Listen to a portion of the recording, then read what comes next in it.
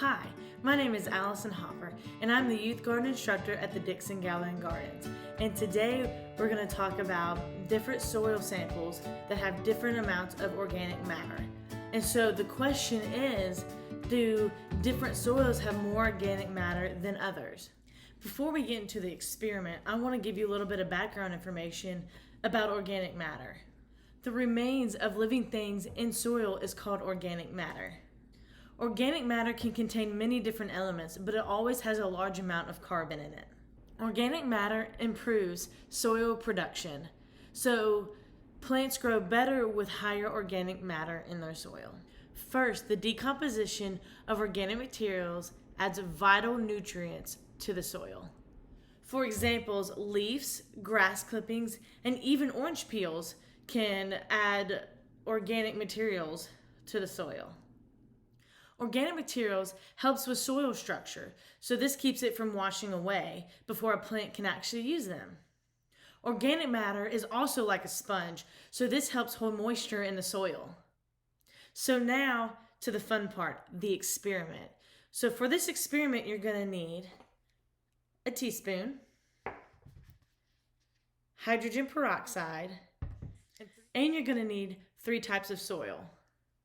So now I'm going to show you some pictures of where I got the soil from. So the first one I got is from my front yard. It is in a planter that has flowers growing in them. So this soil is actually from a bag from a department store. So we're going to see how this one reacts with the hydrogen peroxide. The next soil is from my backyard. And so this is a clay-like soil. And so this is from actually deeper down. I had to dig some holes to put some posts in. And so this is actually deeper down in the ground. So we're going to see if how much organic matter is in that one. And then my third soil I have is also from my backyard, but it is actually the topsoil of part of my backyard. And so we're going to see if this topsoil has organic matter like these other ones do.